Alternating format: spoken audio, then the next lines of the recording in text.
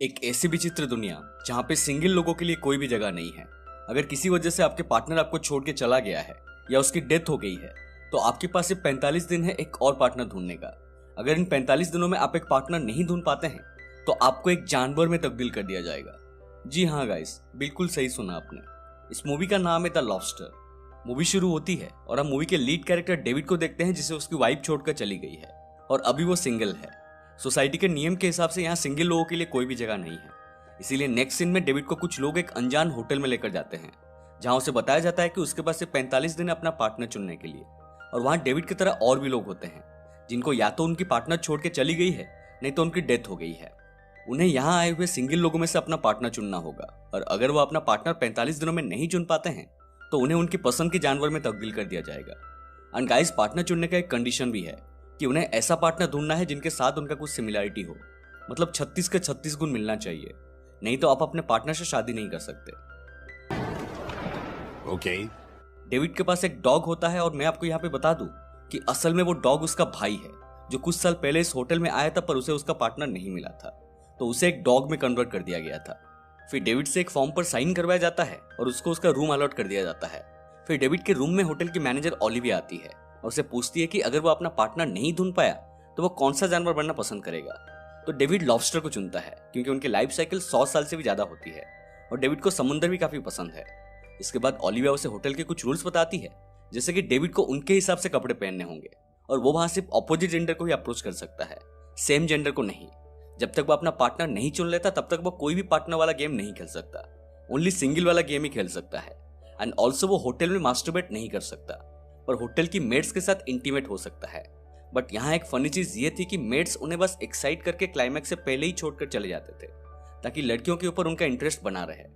अगले सीन में हम डेविड को लंच करते हुए देखते हैं जहां वो दो आदमी से मिलता है जिनका नाम था बेन एंड जॉन। वो भी डेविड की तरह ही सिंगल होते हैं और यहाँ अपने लिए पार्टनर ढूंढने आए होते हैं। कुछ इधर उधर की बातें करने के बाद वो लोग अच्छे दोस्त बन जाते हैं। फिर आगे हम देखते हैं कि उस होटल से कुछ लोग भाग भी गए थे क्योंकि उन्हें जानवर में कन्वर्ट नहीं होना था। जितने भी सिंगल लोग इस होटल से भागे थे वो पास की एक जंगल में ग्रुप बना के छुप के रहते थे। इस ग्रुप का नाम है लोनर ग्रुप। होटल अथॉरिटी हर दिन हॉन्टिंग ऑर्गेनाइज करवाती है जहाँ पे उस होटल के जितने भी कैंडिडेट्स होते हैं उन्हें भागे हुए सिंगल्स को मारना पड़ता है। इस हंटिंग से एक फायदा ये होता है कि ये लोग लोनर ग्रुप के जितने भी लोगों को मारेंगे उन्हें उतना एक्स्ट्रा डेज मिल जाएगा। एक दिन हंटिंग पे जाते टाइम हम लोग डेविड के बगल में आश्ले नाम की एक लड़की को देखते हैं जिसके पास काफी कम टाइम बचे हुए थे। वो डेविड को उसका पार्टनर बनने के लिए अप्रोच करती है बट डेविड मना कर देता है। वो फ्रस्ट्रेट होकर कहती है कि अगर लास्ट डे तक उसे अपना पार्टनर नहीं मिला तो वो सुसाइड कर लेगी क्योंकि उसे एक जानवर में कन्वर्ट नहीं होना है।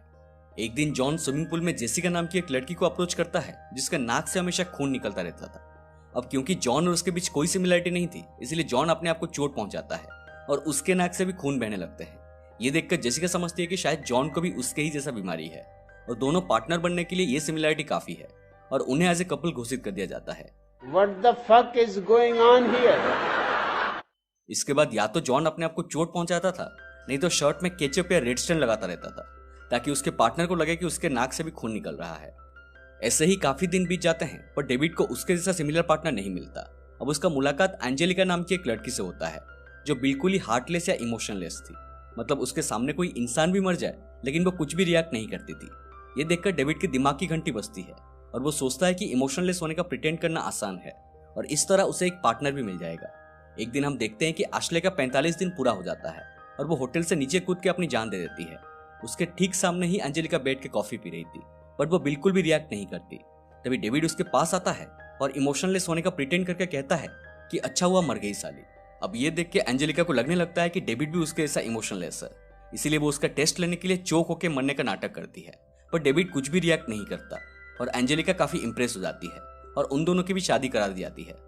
मगर अभी भी कहीं ना कहीं एंजेलिका को उसके ऊपर शक था, इसलिए अगले ही दिन वो उसके डॉग यानी उसके भाई को मार देती है और उसका रिएक्शन देखती है। अपने सामने अपने भाई को मरा हुआ देखकर डेविड रो देता है और एंजेलिका को पता चल जाती है कि डेविड ने उसे झूठ बोल के शादी किया है। फिर वो डेविड को पकड़कर होटल अथॉरिटी के पास शिकायत करने जाती है मगर रास्ते में डेविड एक मेड की मदद से उसे बेहोश कर देता है और उसे ट्रांसफॉर्मेशन रूम में लेकर एक जानवर में बदल देता है। अब उस मेड ने उसकी मदद क्यों की हमें वीडियो में आगे पता चलेगा। इसके बाद डेविड होटल से भाग जाता है और जंगल में जाके उस लोनर ग्रुप से मिलता है जिसकी लीडर थी लिया और वो उन्हें ज्वाइन कर लेता है। दोस्तों, लोनर ग्रुप के भी कुछ नियम होते हैं जैसे कि ग्रुप के मेंबर्स एक दूसरे के साथ किसी भी प्रकार का प्यार या फ्लर्ट नहीं कर सकते। अगर ये करते हुए कोई पकड़ा जाता है तो उसे पनिशमेंट दी जाती है। लिया को प्यार से सबसे ज्यादा नफरत थी और उसे लगता था कि यह बस एक दिखावा है। हमले के टाइम अगर किसी के जान पर बन आती है तो वो सिर्फ अपना जान ही बचाता है, वो किसी का मदद नहीं करता या कोई उसका मदद नहीं करता। लिया डेविड से कहती है कि अगर उसे ग्रुप में रहना है तो उसे उसके नियम फॉलो करने पड़ेंगे, जिस पर वो राजी हो जाता है। अब यहाँ हमें एक और बात पता चलती है कि होटल की मेड जिसने डेविड की मदद की थी वो भी इस ग्रुप से मिली हुई थी, क्योंकि उसके हस्बैंड के साथ उसका रिलेशनशिप टॉक्सिक हो चुका था और वो उसे छोड़ना चाहती थी, मगर इससे वो सिंगल हो जाएगी और उसे भी एक पार्टनर चुनने के लिए 45 डेज होटल में रहना पड़ेगा, जो कि वो बिल्कुल नहीं चाहती थी। वो हर रोज चुपके से जंगल में आके लिया को होटल से रिलेटेड इन्फॉर्मेशन देती थी और उन्हें काफी सामान भी सप्लाई करती थी। इसके बाद हम फिर डेविड को देखते हैं, जिसका मुलाकात उस ग्रुप की एक लड़की रेचल से होती है और उसे पता चलता है कि वो भी उसकी तरह शॉर्ट साइटेड है, मतलब दूर की चीजें नहीं दिखाई देती है, और ये चीज दोनों में कॉमन थी, इसलिए डेविड का उसके साथ एक बॉन्डिंग शुरू हो जाती है। हम देखते हैं कि इस ग्रुप के मेंबर्स हफ्ते में एक बार फॉर्मल कपड़े पहनकर हस्बैंड वाइफ बनकर सिटी में जाते हैं और अपनी जरूरत का सामान लेते हैं। लेकिन एक दिन अचानक एक पुलिस वाला को डेविड के ऊपर शक हो जाता है और उसे उसका मैरिज सर्टिफिकेट दिखाने कहता है। तब रेचल आकर उसे बचा लेती है ये कहकर कि मैं उसकी वाइफ हूँ। फिर रात के वक्त ये लोग होटल पर अटैक करते हैं, जिसमें मेड भी इनकी हेल्प करती है और वो सबसे पहले होटल के मैनेजर्स को टारगेट करते हैं। वो उसके हस्बैंड को गन पॉइंट में रखकर उसे ओलिविया को शूट करने के लिए कहते हैं और अपनी जान बचाने के लिए वो गांडू अपनी वाइफ को शूट भी कर देता है, पर गन खाली होता है तो वो बच जाती है। दोस्तों, लोनर ग्रुप का मकसद उन्हें मारना नहीं था, बल्कि उन्हें सच दिखाना था कि उनकी रिलेशनशिप कितनी फेक है। इसके बाद वो उन्हें उसी हालत में छोड़कर चले जाते हैं और ओलिविया अपने हस्बैंड के ऊपर एकदम आग बबूला हो जाती है। इसी बीच डेविड जॉन से मिलता है और जेसिका से कहता है कि जॉन को कोई भी बीमारी नहीं है। उसने उसे झूठ बोला था कि उसके नाक से खून बहता है, जिससे जेसिका काफी अपसेट हो जाती है। इसके बाद वो अपने कैंप में वापस आ जाते हैं और उसी रात मेड भी उनके ग्रुप में शामिल हो जाती है। अब जैसे जैसे समय बीतता जाता है, डेविड और रेचल एक दूसरे के और भी करीब आ जाते हैं और उनका रिश्ता प्यार में बदल जाता है। वो लोग आपस में साइन लैंग्वेज में बात करते हैं ताकि ग्रुप के मेंबर्स को उनके ऊपर शक ना हो, और बीच बीच में जंगल के अंदर जाके इंटीमेट भी होने लगते हैं। वो दोनों यहाँ से भागने के बारे में सोचते हैं, लेकिन अचानक एक दिन लिया को उनके रिलेशनशिप के बारे में पता चल जाती है, क्योंकि रेचल डेविड के साथ उसके रिलेशन को एक डायरी में लिखी होती है और वो डायरी लिया को मिल जाती है। उसे काफी गुस्सा आता है, मगर वो इसके बारे में उन्हें कुछ भी नहीं बताती है। एक दिन वो रेचल को डॉक्टर दिखाने के बहाने हॉस्पिटल लेकर जाती है। वो उसे कहती है कि इस ऑपरेशन के बाद उसकी आंखें ठीक हो जाएगी और उसे सब कुछ साफ दिखाई देने लगेंगे, मगर डॉक्टर की मदद से वो उसे अंधी कर देती है ताकि डेविड के साथ उसका और सिमिलैरिटी ना रहे। जब रेचल को इसके बारे में पता चलती है तो वो एकदम से पागल हो जाती है और उसके ऊपर हमला करती है, मगर लिया के बदले वो उस मेड को मार देती है। जब डेविड को इसके बारे में पता चलती है तो वो काफी अपसेट हो जाता है, क्योंकि दोनों का प्लान था कि यहाँ से भाग के सोसाइटी में एक नॉर्मल लाइफ जीना, मगर यह अब पॉसिबल नहीं है क्योंकि दोनों के बीच में अब कोई भी सिमिलैरिटी नहीं है। उस समय डेविड कहता है और मौका देखकर लिया के ऊपर हमला करता है और उसे बेहोश करके बांध के एक कब्र में फेंक देता है, जहाँ कुछ जंगली कुत्ते आके उसे डिनर कर लेते हैं।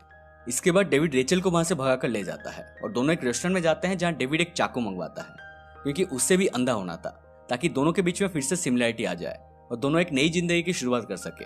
वो वॉशरूम में जाके अपने आंख में चाकू घोंप के अंधे होने की कोशिश करता है, मगर उसके हाथ कांपने लगते हैं और हमें रेचल को दिखाया जाता है जो कि डेविड के इंतजार में बैठी हुई थी, और मूवी यहीं पर खत्म हो जाती है।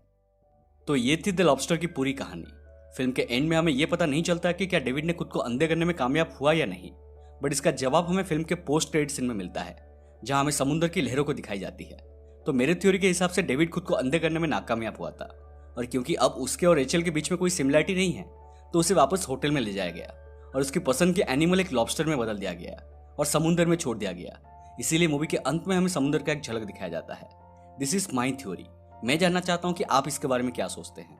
इस मूवी से हमें एक और सीख भी मिलती है कि कैसे आजकल हम अपने पार्टनर में बस कुछ सिमिलैरिटीज देख के उन्हें पसंद कर लेते हैं, प्यार और ट्रस्ट को अहमियत नहीं देते हैं, जिसके बाद हम एक ऐसे टॉक्सिक रिलेशनशिप में फंस जाते हैं जिससे निकलने के लिए हमें काफी मुसीबतें उठानी पड़ती है। तो दोस्तों, ये मूवी रिलीज हुई थी सन 2015 में और इसकी IMDb रेटिंग है 7.2 आउट ऑफ 10 और मूवी का कॉन्सेप्ट बहुत ही अलग है और मुझे उसकी कहानी काफी पसंद आई। मैं एक बार ये मूवी देखने के लिए आपको जरूर रिकमेंड करूंगा। उम्मीद करता हूँ कि आपको ये एक्सप्लेनेशन पसंद आई हो। तो आज के लिए इतना ही। अगर मूवी की कोई बात आपको अच्छी लगी या मुझसे कोई डिटेल्स मिस हो गई तो कमेंट करके जरूर बताइएगा, एंड वीडियो को लाइक कर देना, शेयर कर देना, और ऐसे ही डिफरेंट कॉन्सेप्ट के मूवीज के लिए हमारे चैनल को सब्सक्राइब कर देना और बेल आइकन को दबा देना ताकि नोटिफिकेशन आपके पास 45 सेकंड में पहुंच जाए, ना कि 45 दिन में। मिलते हैं अगले वीडियो में। Stay safe and please get vaccinated.